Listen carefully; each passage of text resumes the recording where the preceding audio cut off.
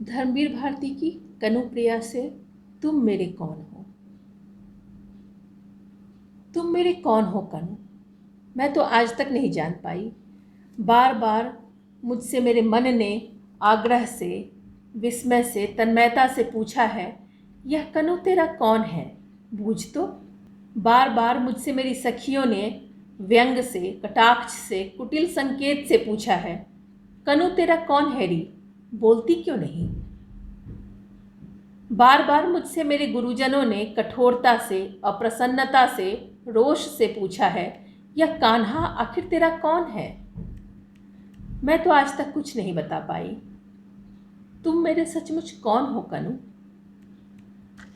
अक्सर जब तुमने माला गूंथने के लिए कटीले झारों में चढ़ चढ़ कर मेरे लिए श्वेत रत्नारे करौंदे तोड़कर मेरे आंचल में डाल दिए हैं, तो मैंने अत्यंत सहज प्रीति से गर्दन झटकाकर वेणी झुलाते हुए कहा है, कनु ही मेरा एकमात्र अंतरंग सखा है। अक्सर जब तुमने दावाग्नि में सुलगती डालियों, टूटते वृक्षों, हराती हुई लपटों और घुटते हुए धुएं के बीच निरुपाय, असहाय, बावली सी भटकती हुई मुझे साहसपूर्वक अपने दोनों हाथों में फूल की थाली सी सहेज कर उठा लिया और लपटे चीर कर बाहर ले आए, तो मैंने आदर, आभार और प्रगाढ़ स्नेह से भरे भरे स्वर में कहा है, कान्हा मेरा रक्षक है, मेरा बंधु है, सहोदर है। अक्सर जब तुमने बंसी बजाकर मुझे बुलाया है और मैं मोहित भृंगी सी भागती चली आई हूँ और तुमने मुझे अपनी बाहों में कस लिया है, तो मैंने डूब कर कहा है, कनु मेरा लक्ष्य है, मेरा आराध्य, मेरा गंतव्य। पर जब तुमने दुष्टता से मेरी सखी के सामने मुझे बुरी तरह छेड़ा है, तब मैंने खींच कर, आंखों में आंसू भरकर, सपते खा कर सखी से कहा है, कान्हा मेरा कोई नहीं है, कोई नहीं है। मैं कसम खाकर कहती हूँ, मेरा कोई नहीं है।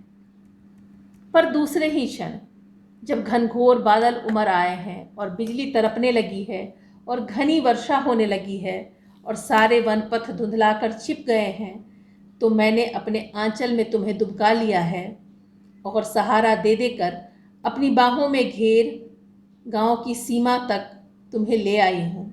और सच सच बतलाऊं तुझे कनु सांवरे, कि उस समय मैं भूल गई हूँ कि मैं कितनी छोटी हूँ और तुम वही कान्हा हो जो सारे वृंदावन को जल प्रलय से बचाने की सामर्थ्य रखते हो।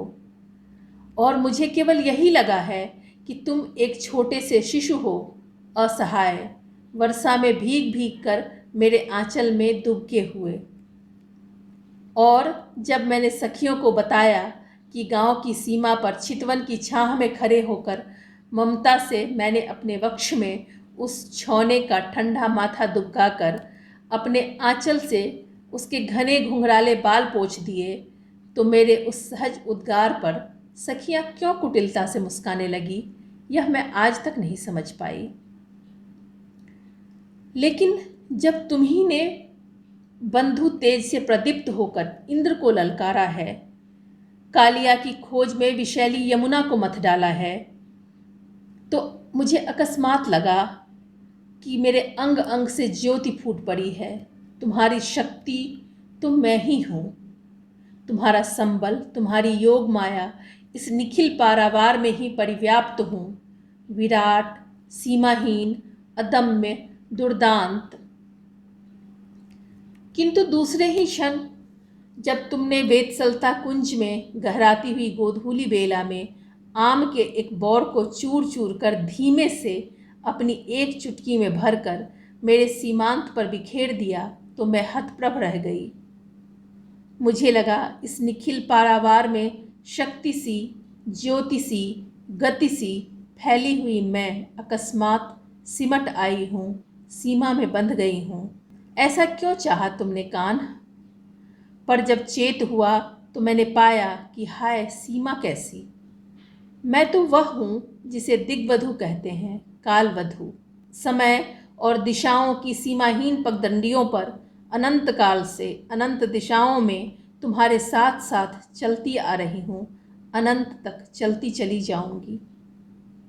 इस यात्रा का आदि न तो तुम्हें स्मरण है न मुझे, और अंत तो इस यात्रा का है ही नहीं मेरे सहयात्री।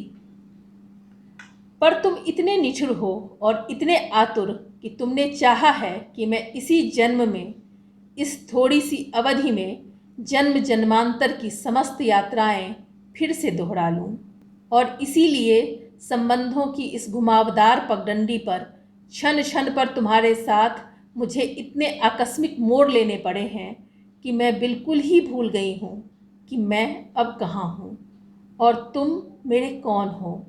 और इस निराधार भूमि पर चारों ओर से पूछे जाते हुए प्रश्नों की बौछार से घबराकर मैंने बार बार तुम्हें शब्दों के फूल पास में जकरना चाहा है।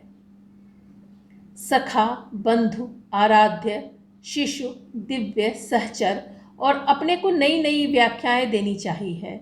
सखी, साधिका, बांधवी, माँ, वधू, सहचरी, और मैं बार बार नए रूपों में उमड़ उमड़ कर तुम्हारे तट तक आई, और तुमने हर बार अथाह समुद्र की भांति मुझे धारण कर लिया, विलीन कर लिया, फिर भी अकूल बने रहे। मेरे सांवले समुद्र, तुम आखिर कौन हो मेरे? मैं कभी इसे माप क्यों नहीं पाती?